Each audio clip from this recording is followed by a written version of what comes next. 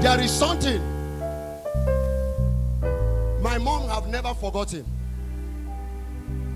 During Christmas time, while we are talking, she remind me what happened in the hospital.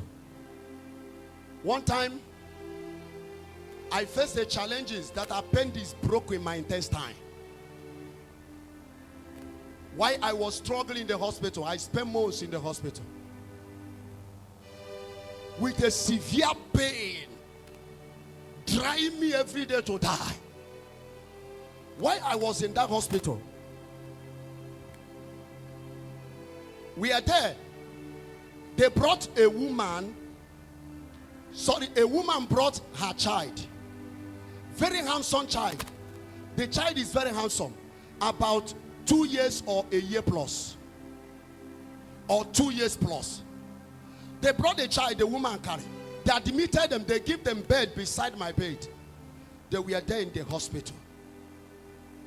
Why they were there? I am telling you how the burden.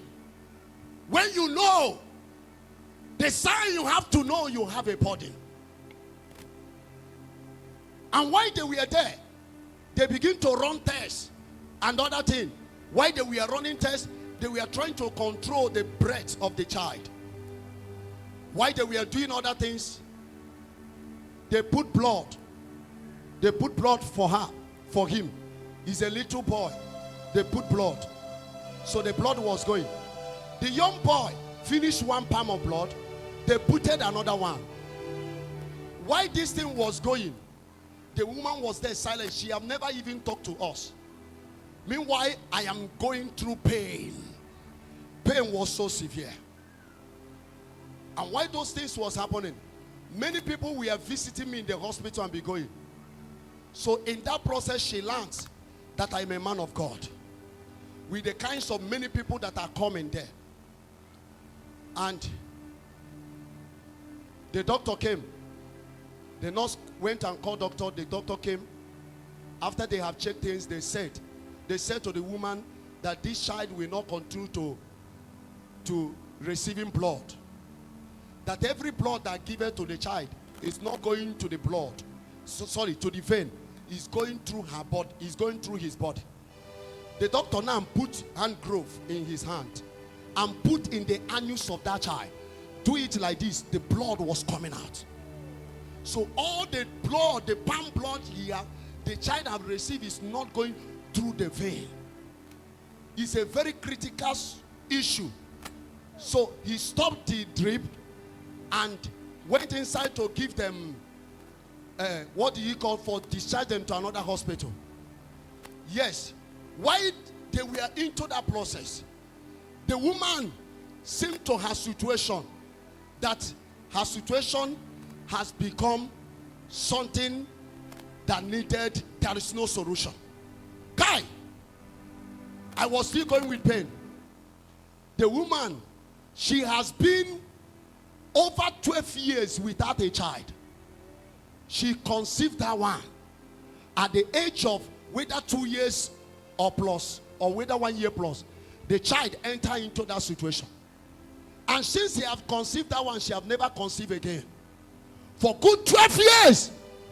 If you look at that child, look at the mother. They were like identical. Very yellow, handsome boy. The woman said to my mother, it's like your son is a man of God. My mom said, yes, he's a child of God. That is what my mom replied. He said, okay, please, can he pray for my child?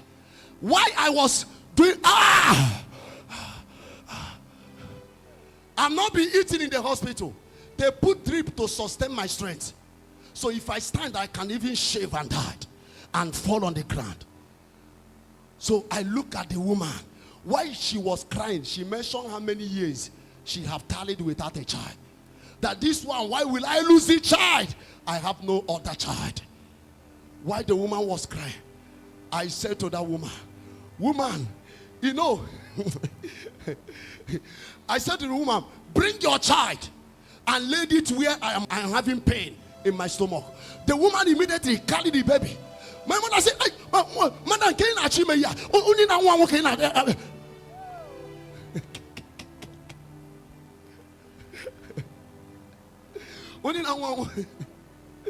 In English, somebody that my son that are dying. You want to? What are you doing? Hey, the woman was confused. I used my tiny voice and say, "Mommy, leave her. I have faith. If she lay her child here, the child will be healed." That is amen and amen. And when my mom said that I am serious, I say, "My mom, if you don't allow her, I might struggle to get down here." So my mom have no option.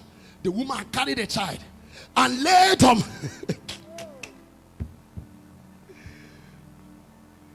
This situation, my heart is, if God can even take my life and preserve the child, let this testimony be heard to the glory of God.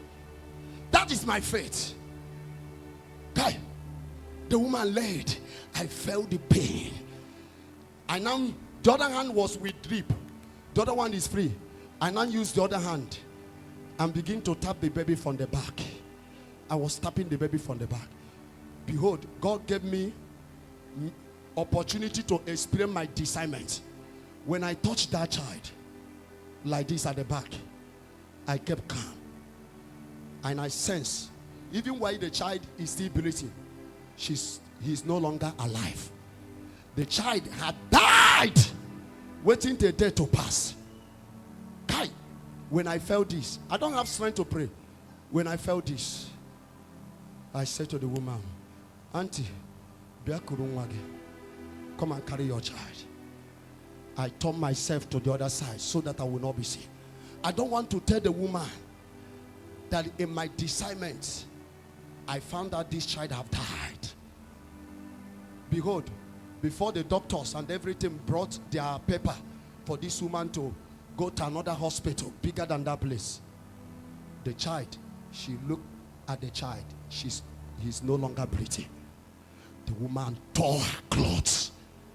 The whole people in the hospital had her, sees her. Kai, my pain become more severe. I cried in my tears. The child died. They carried her dead. But while I was discussing with my mother, what I found in that situation is someone who wants to carry another person's body.